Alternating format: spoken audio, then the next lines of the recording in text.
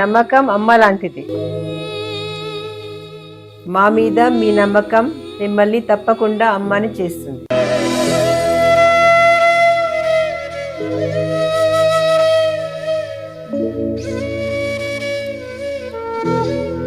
నేడు ఎంతో మంది మా మీద నమ్మకంతో అమ్మాయారు. మీకోసం అమ్మతనం ఎదురు చూస్తుంది. వివరాలకు సంప్రదించండి కిరణ్ ఇన్ఫర్టిలిటీ సెంటర్, హైదరాబాద్, బెంగళూరు, చెన్నై, ఢిల్లీ. కర్కాటకం వారికి గనక చూసుకున్నట్లయితే ఈ యొక్క కర్కాటక లగ్నం అనుకోండి, లగ్నం తెలియని వారు రాసి చూసుకోండి.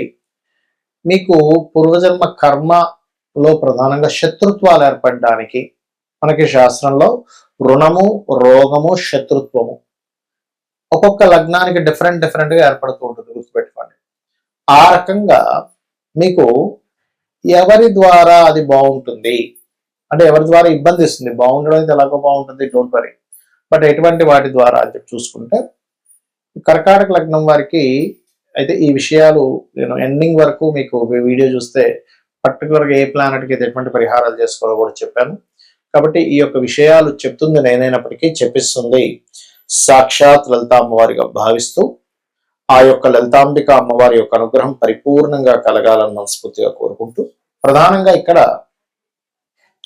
మీరు ఎప్పుడైతే ఈ చతుర్థ భావము, ఈ 4వ స్థానం ఏదైతే ఉందో, లాభస్థానం ఏదైతే ఉందో, ఈ రెండింటికి అధిపతి శుక్రుడు.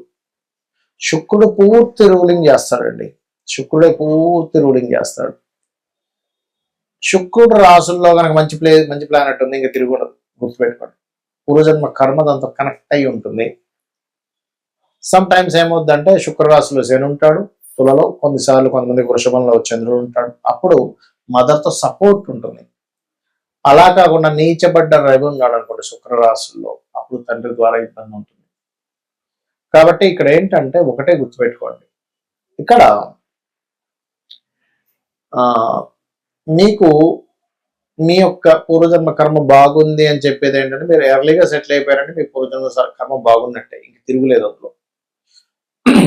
అయితే ఎప్పుడు కూడా మీరు ఈ స్త్రీల మూలంగా శత్రుత్వాలు రావడం, లేకపోతే ఏదైనా ఒక ప్రాపర్టీ తీసుకునేటప్పుడు చూసుకోకుండా తీసుకోవడం వల్ల శత్రుత్వాలు పెరగడం, ఒక వాహనం కానివ్వండి, ప్రాపర్టీ కానివ్వండి, గృహం కానివ్వండి, ఏదైనా కానీ జరుగుతూ ఉంటుంది. ఇది బాగోపోతే, బాగుంటే అక్కడి నుంచి ఎదుగుదల కూడా ఉంటుందండి. ఆ సమయం నుంచి మంచి రేంజ్లోకి వెళ్ళడం కూడా జరుగుతుంది, గుర్తుపెట్టుకోండి. సో ఇది మనం పర్టికులర్గా ఈ ప్రాపర్టీస్ తీసుకునేటప్పుడు, లేకపోతే అనవసరంగా మనం ఒక మాటని అనవసరంగా శీలం మీద ఎఫెక్ట్ పడుతుంది కర్కాటకం వారికి ఎప్పుడు కూడా. అంటే అది పురుషుడికి కావచ్చు, స్త్రీకి కావచ్చు. శీలం అంటే అదేదో వేరువేరుగా ఉంటుందని కాదు, ఒక ముద్ర వేయడం, ఒక నెగిటివ్ ముద్ర వేయడం అనేది జరుగుతుంది కర్కాటకం వారికి. మరి వీళ్ళు ఏం చేయాలి? బొబ్బర్లు దానంగా ఇవ్వాలి. అలాగే ఈ శుక్రరాశుల్లో ఏవైతే ప్లానెట్స్ ఉంటాయో ఆ ప్లానెట్స్ కి సంబంధించిన దానం ఇవ్వాలి.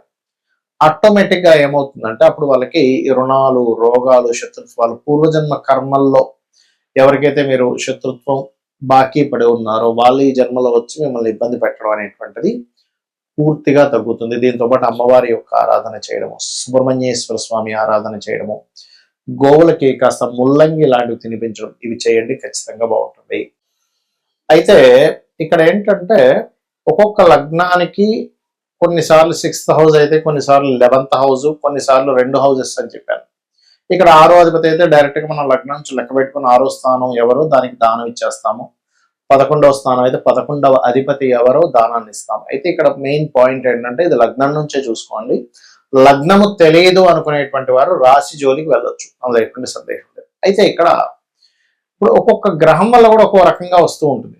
ఇప్పుడు రవి ఉండి పాడయ్యారనుకోండి, తండ్రి మూలంగానే రుణము, తండ్రి మూలంగానే అప్పులు. అదే రవి ఉండి బాగున్నాడు, ఎగ్జాల్టెడ్ హౌస్ అయింది అది. అంటే ఉదాహరణకి ఎలా అంటే ఇప్పుడు వృశ్చిక లగ్నం అయింది అనుకోండి, వృశ్చిక లగ్నానికి 6th హౌస్ లో రవి ఎగ్జాల్టెడ్, పాడవలేదు. అప్పుడేమవుతుంది, ఆయన వల్లనే మీకు బాగుంటుంది కూడా లైఫ్, ఆయన సపోర్ట్ వల్లే బాగుంటుంది. ఇక్కడ ఎంతసేపు రుణము అంటే మనం రుణపడి ఉన్నామా, మనకు రుణపడి ఉన్నారా ఈజ్ మోస్ట్ ఇంపార్టెంట్ థింగ్. ఇలా ఎప్పుడైతే మనకు రుణపడి ఉన్నారు అనేటువంటిది ఎగ్జాల్టెడ్ ప్లానెట్స్ వల్ల వస్తాయి.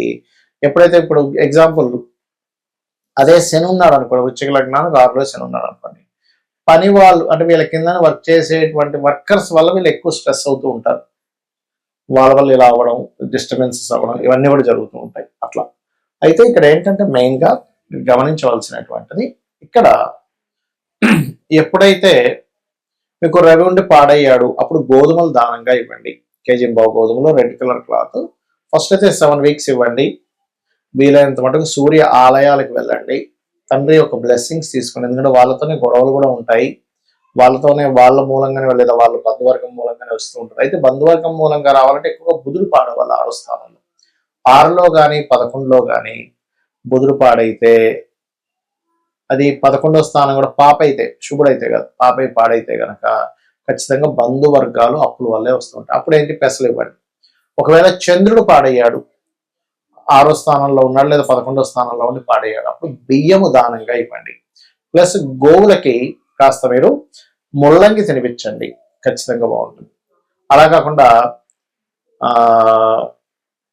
కుజుడు పాడయ్యాడు అనుకోండి, కుజుడు ఎక్కడ పాడవుతాడు, కర్కాటకంలో పాడవుతాడు. అంటే కుంభలగ్నం వాళ్ళకి అవుతుంది కుజుడు మెయిన్ గా పాడవడం. లేదా పాపగ్రహాలతో కలిసి ఉంటే అది ఎనీ లగ్న 6th హౌస్ లో కనుక పాపగ్రహాలతో కలిసి ఉన్నాడు కుజుడు, దాన్ని ఆటోమేటిక్ గా పాడైనట్టు అర్థం. ఒక్కొక్కసారి డైరెక్ట్ గా కలవు గ్రహాలు, ఇండైరెక్ట్ గా. ఒక్కొక్కసారి ఎలా అంటే ఇప్పుడు కుంభలగ్నం వారికి సర్వసాధారణంగానే మనకి ఈ చంద్రుడు 6వ అధిపతి అవుతాడు, సో ఫలితం ఉంటుంది. కానీ సమ్ టైమ్స్ ఆ చంద్రుడు చూడడానికి బాగానే ఉన్నాడు కదా అనిపిస్తుంది, కానీ దృష్టి కూడా ఉంటుంది. అంటే ఇక్కడ మనం కన్సిడర్ చేయాల్సింది ఏంటంటే దృష్టి ఎలా ఉంది, దాని మీద గోచారం యొక్క గ్రహాల యొక్క స్థితి ఎలా ఉంది ఈజ్ మోస్ట్ ఇంపార్టెంట్, గుర్తుపెట్టుకోండి. ఈ రకంగా చూసుకోవాలి. అదేవిధంగా మరొక విషయం ఏంటంటే ఇక్కడ గమనించినట్లయితే ఈ చంద్రుడు మరియు అదేవిధంగా ఏదైతే బుధుడు ఉంటాడో, చంద్రుడు ఉన్నాడో, ఇందాక చెప్పినట్టుగా బంధువర్గం వారు అండ్ అట్లాగే పెసలు దానంగా ఇవ్వడం, బియ్యం దానంగా ఇవ్వడం చేయాలి. ఒకవేళ సమ్ టైమ్స్ గురువు ఉంటాడు పాడైపోయి, అది కూడా ఇప్పుడు మకర రాశిలో గురువు అనుకోండి నీచపడ్డాడు, లేదా గురువు గురుచండాల యోగంలో లేదా పాపగ్రహాలతో ఉన్నాడు, అప్పుడు గురువు పాడయ్యాడు అర్థం. అప్పుడు ఏం చేయాలి అంటే సింపుల్ గా ఏం లేదు. ఇక్కడ మీరు ఏంటంటే ఇలా ఉన్నప్పుడు శనగలు దానంగా ఇవ్వడం, దత్తాత్రేయుడు యొక్క ఆరాధన చేయడం, గోవులకి అరటికాయలు తినిపించడం చేస్తూ ఉన్నాయి. అదేవిధంగా శుక్రుడు అనుకోండి, స్త్రీల ద్వారా వస్తూ ఉంటుంది ఎక్కువగా ఇబ్బంది, శత్రుత్వాలు కానీ సుఖ వ్యాధులు రావడం జరుగుతూ ఉంటుంది. అలాంటప్పుడు బొబ్బర్లు దానంగా ఇవ్వండి. సమ్ టైమ్స్ శని వల్ల వచ్చినప్పుడు మాత్రం ఇది ఎక్కువగా రోగం మీద ఎఫెక్ట్ చూపిస్తుంటుంది. హెల్త్ బాగోలేదు, హెల్త్ వల్ల ఇబ్బంది పడ్డాము, హెల్త్ వల్ల ఎక్కువ స్ట్రెస్ అవుతున్నాము, ఇటువంటివన్నీ కూడా మీరు చూస్తూ ఉంటారు. ఇక రాహు గనకైతే కనబడదు, రీజన్ తెలియదు, రీజన్ అర్థం కాదు, కాబట్టి అట్లా ఉంటుంది.